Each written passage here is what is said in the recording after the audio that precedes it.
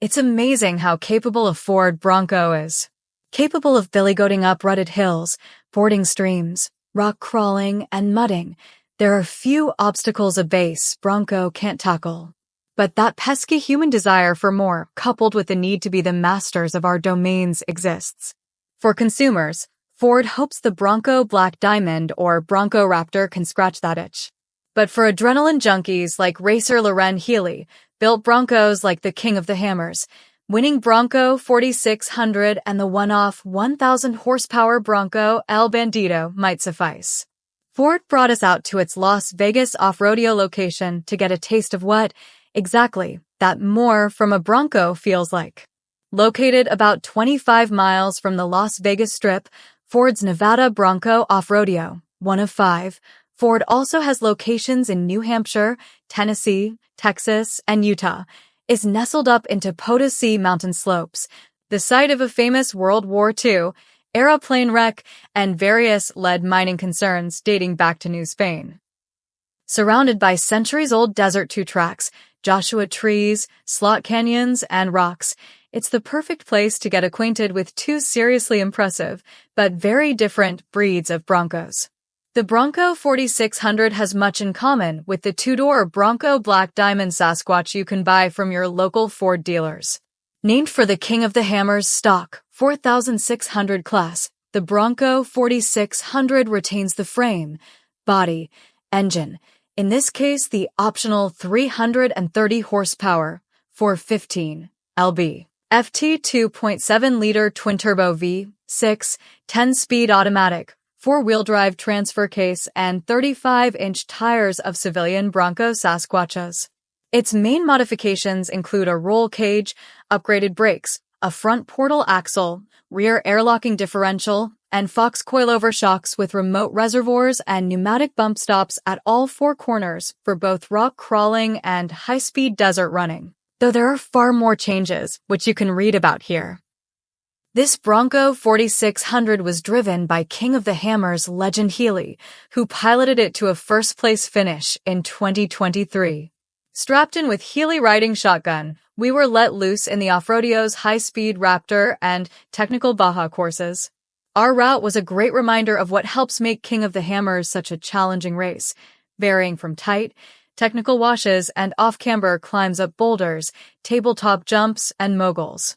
Vehicle traits that make an off-roader good at more technical elements, such as a short wheelbase and high-riding body, make it a more challenging drive on faster, more dynamic terrain, and vice versa. The fact that racers such as Healy can process that duality at race pace is wildly impressive, especially considering how unforgiving deserts can be. Those compromises certainly arise during our spin in the Bronco 4600, chiefly in high-speed bowls or hairpins when the quick hydraulic steering, short wheelbase, and high center of gravity conspire. Against unexpected drivers or on the tabletop jumps where we tended to land nose first. Yet that same duality makes the 4600 such a thrilling drive, like a 2-door Bronco Raptor. Set up with a prominently placed brake pedal for left foot braking and with the twin-turbo V6 locked into the Bronco's Baja mode, the Ford feels surprisingly responsive once you're aware of its quirks, with near instantaneous throttle response. Easy to modulate brakes with plenty of stopping power and reactive steering. It's a thrill to rotate it on throttle through hairpins, weasel through narrow crevices, and pick our way among boulder-strewn fields. So much so that we'd have been content to keep finding faster and more technical terrain to drive through if we didn't have El Bandito waiting.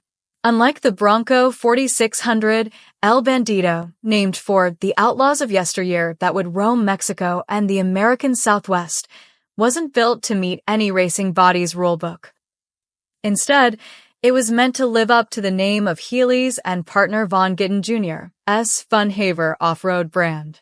This Baja-inspired Bronco started life as a pre-production 2-door Bronco destined for the crusher, but was stripped down to its cab, mated to a tube frame, fitted with a Baja Bronco's front and rear end, and then stuffed with the same axles, diffs, transfer case, 42-inch wheel and tire package and suspension package, Fox shocks coilovers, bypasses, and bump stops with 20-inch front and 25-inch rear travel, as the pair's Ultra 440-400 unlimited race trucks.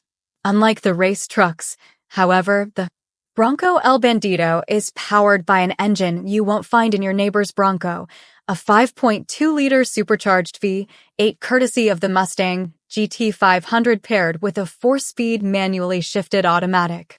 Not content with the factory's 760 horsepower tune, the Funhaver team swapped out the factory's supercharger in favor of a 3.8-liter Whipple unit, boosting power to about 1,000 tire-roasting horsepower. The results are intoxicating, overwhelming, psychotic, and fantastic all at once. El Bandito's sheer size, lack of visibility, and outright power make it intimidating to drive at first. It's quicker than you think it'd be, more responsive to braking and steering inputs than the Bronco 4600, and has so much suspension travel and tire that it floats over obstacles that look impassable. After a few laps around our makeshift Baja course, we found ourselves getting more comfortable with El Bandito. Pretty soon we could string together a few clean laps as we got into the rhythm of things, pinning the throttle on the straights, dabbing the brakes to load the nose before turning in, powering out, and ensuring the suspension is unloaded by throttle or brake input before hitting an obstacle or jump.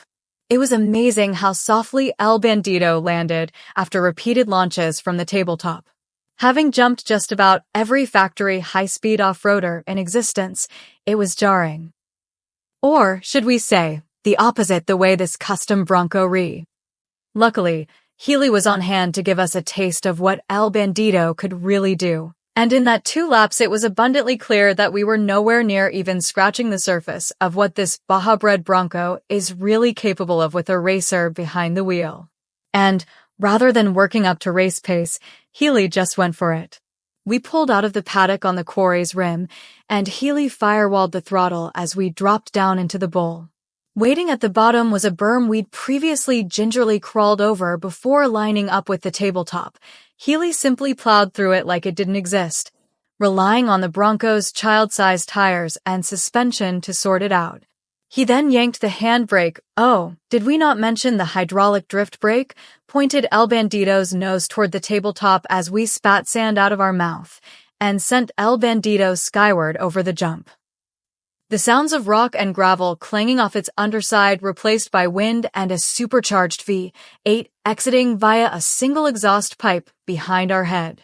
The landing was surprisingly gentle. As suspected, Healy brought the Bronco down square on all fours and raced off through the rest of the course. It was impressive watching him work from up close. Despite El Bandito's size, he knew how to make it feel like a smaller car, relying on the suspension to eat up washes and banks, brakes to load the nose, and the throttle to get it spun around corners. We got lulled into a false sense of comfort as he tore through the track in likely a third of the time it took us to tackle it.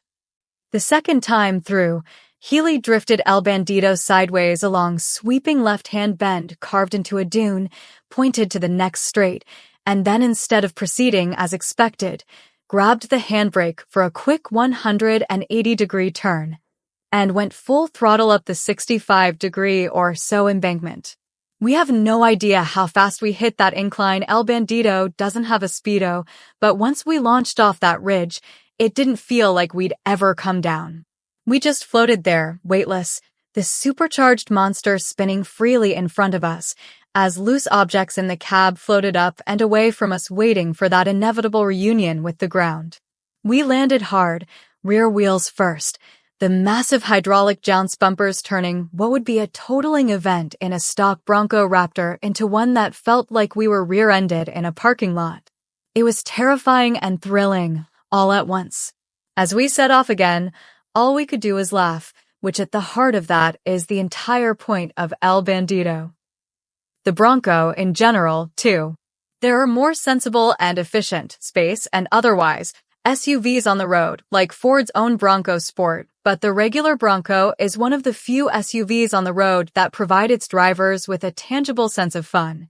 whether it be getting dusty in the desert or just driving over parking curbs for fun. While El Bandito is likely a bit much for your commute, you and I can scratch that same itch in any Bronco, Sasquatch, or Raptor.